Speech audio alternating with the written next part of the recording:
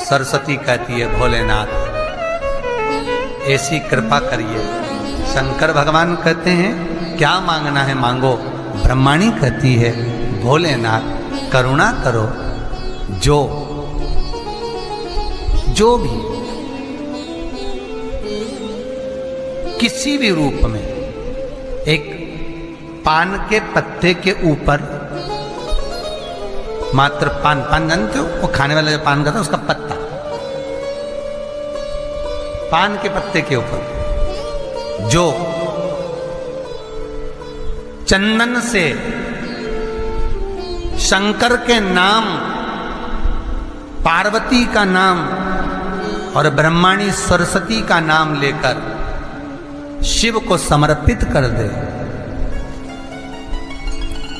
महाराज, उसकी भी तिथि बताइए, बड़ी सुंदर है। जब रवि का पुष्य योग पड़े, रवि पुष्य नक्षत्र हो, रवि का पुष्य योग पड़े, उस समय पान के पत्ते पर चंदन से शंकर, पार्वती और सरस्वती का स्मरण कर कर जो शिवलिंग के ऊपर उस पान के पत्ते को चढ़ाकर 5 बेलपत्र 3 समी पत्र समर्पित कर देते हैं, उस बच्चे से चढ़वा देते हैं, वो बच्चा कभी पढ़ने में कमजोर नहीं होता, विद्या में बढ़ता ही बढ़ता है। पलटकर माँ बाप को देखना ही नहीं पड़ेगा बच्चे को, कभी भी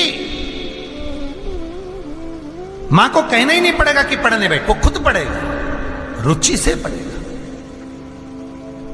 5 बेलपत्र 3 समी पत्र समर्पित कर दें, भगवान शंकर का स्मरण करें और उस बच्चे को प्रणाम करवा कर वापिस लेकर आए। बच्चा विद्या में प्रबल होता है, विद्या प्रखर। शिव पंचायत में गुड़, चावल, लाल फूल और लाल मिर्ची के 11 दाने पानी के कलश में तांबे के लोटे में लेकर हाथ को ऊंचा कर कर नेत्र, नासिका, वक्षस्थल के सम्मुख में जो सूर्य नारायण को अर्घ देता है, जल चढ़ाता है, पर जो सूर्य को अर्घ रविवार के दिन दे देता है, अगले रविवार तक पैसे की आवक आना प्रारंभ हो जाती है। और हम तो बिल्कुल कहेंगे शहादा वालों से भी, और जितने आस्था चैनल पर कथा सुन रहे हैं, जितने टीवी पर कथा सुन रहे हैं, मोबाइल पर कथा सुन रहे हैं, कि कभी कभी 2 स्थान पर दीप लगाने में पीछे मत हटो। पहला बेलपत्री के वृक्ष के नीचे, दूसरा कहीं मौका लग जाए तो शमी के वृक्ष के नीचे भी कभी कभी अपनी कामना के लिए बाबा से प्रार्थना कर कर कि बहुत कर्जे में लदालूम हूं, बहुत तकलीफ चल रही है, तो बेलपत्री के वृक्ष के नीचे भी दिया लगाओ और शमी के पेड़ के नीचे भी दिया लगाओ। कभी कभी बाबा से प्रार्थना फल मिलता। ऐसा याद रखिए, मान लो घर में अगर लक्ष्मी नहीं आ रही, किसी कारणवश कोई कार्य ऐसा हो गया हो कि आप बहुत मेहनत कर रहे हो, सफलता नहीं मिल रही हो, लक्ष्मी प्रवेश नहीं कर रही हो, तो महाराज बेल का जो फल होता है, उस फल के अंदर का जो गुर्दा होता है, बेल के फल का अंदर का जो भाग होता है गुर्दा, उसको लेकर घर पर आओ और सुखा लो। सुखाने के बाद उसको जलाओ,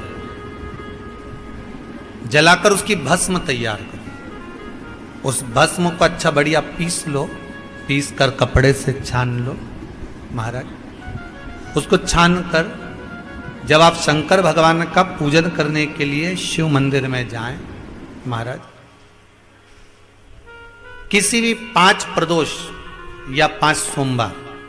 या सोमवार की अष्टमी पड़ जाए उस दिन, थोड़ी सी भस्म लेकर जब जाएं घर से, उसमें से थोड़ी सी भस्म बेलपत्री के पेड़ के नीचे श्री कुंदकेश्वर महादेव का नाम लेकर चढ़ा दें। क्या नाम लेना है? कुंदकेश्वर। उसी में से थोड़ी सी भस्म जो बेलपत्री के वृक्ष के नीचे आपने चढ़ाई या बेलपत्री के वृक्ष की जड़ में चढ़ाई, उसको लेकर आओ और वही वृक्ष माता पार्वती का नाम लेकर भगवान शंकर के ऊपर चढ़ा दो और अपनी मनोकामना कर कर एक लोटा पानी शिव पर समर्पित कर दो। चुटकी भर बस, ज्यादा नहीं,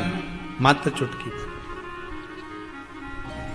5 प्रदोष भी पूरे नहीं होंगे और बाबा चाहेगा कि आपका जो लक्ष्मी रुकी हुई है या व्यापार नहीं चल रहा या कार्य नहीं हो रहा,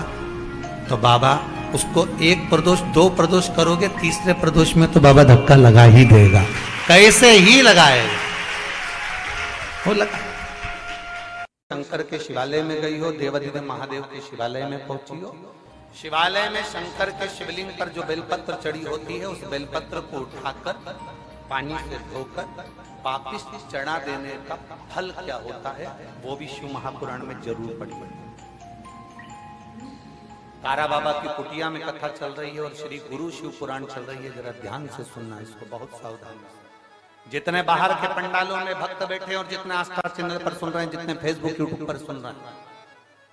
जितने रोड पर बैठकर कथा सुन रहे हैं, जहां जहां आवाज जा रही है, जहां बैठकर कथा सुन रहे हैं, बहुत सावधानी से कथा का स्मरण करिएगा।